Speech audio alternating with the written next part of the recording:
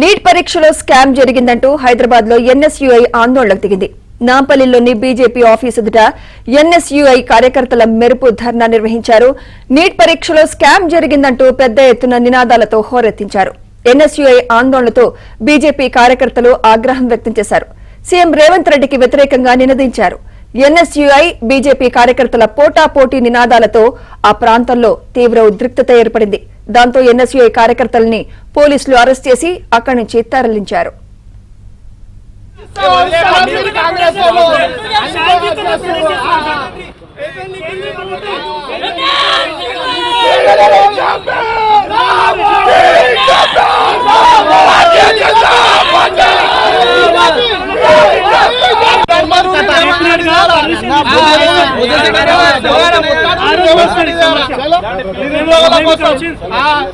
Root declaration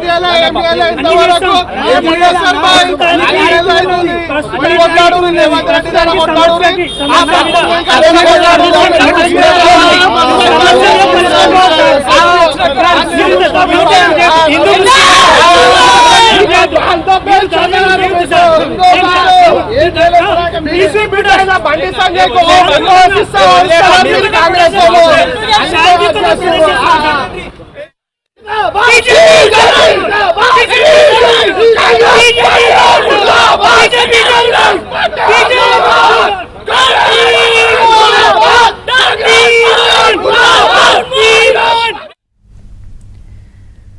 NSUI కార్యకర్తల ఆందోళనకు సంబంధించి మరింత సమాచారం మా ప్రతినిధి నరేష్ అందిస్తారు. నరేష్, బీజేపీ రాష్ట్ర కార్యాలయం వద్ద ఎన్ఎస్యుఐ కార్యకర్తల ఆందోళనతో కొంత వాతావరణం నెలకొంది. అయితే పోలీసులు ఆ వాతావరణాన్ని చెల్లాచెదురు చేసి తమ కంట్రోల్లోకి తీసుకున్న పరిస్థితి. వివరాల్లోకి వెళ్తే ఈ రోజు ఎన్ఎస్యుఐ ఆధ్వర్యంలో ఏదైతే నీట్ ఎగ్జామ్ జరిగిందో, నీట్ పరీక్ష జరిగింది, దానిలో అవకతవకలు జరిగాయి, అవినీతి జరిగిందనేది ఎన్ఎస్యుఐ చేసిన ఆరోపణ. సో మళ్ళీ నీట్ పరీక్షను నిర్వహించాలి, గత పరీక్షను రద్దు చేసి మళ్ళీ యథావిధిగా ఏదైతే ఫ్రెష్ గా నీట్ ఎగ్జామ్ ను నిర్వహించాలనేది వాళ్ళ డిమాండ్. సో ఈ డిమాండ్ కు ఒప్పుకోవాలి కేంద్ర ప్రభుత్వం.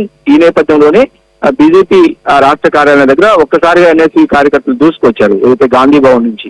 సో ఈ నేపథ్యంలోనే వాళ్ళకి పోటీగా బీజేపీ రాష్ట్ర కార్యాలయంలో ఉండే బీజేపీ కార్యకర్తలు కూడా వాళ్ళకు వ్యతిరేకంగా నినాదాలు చేశారు.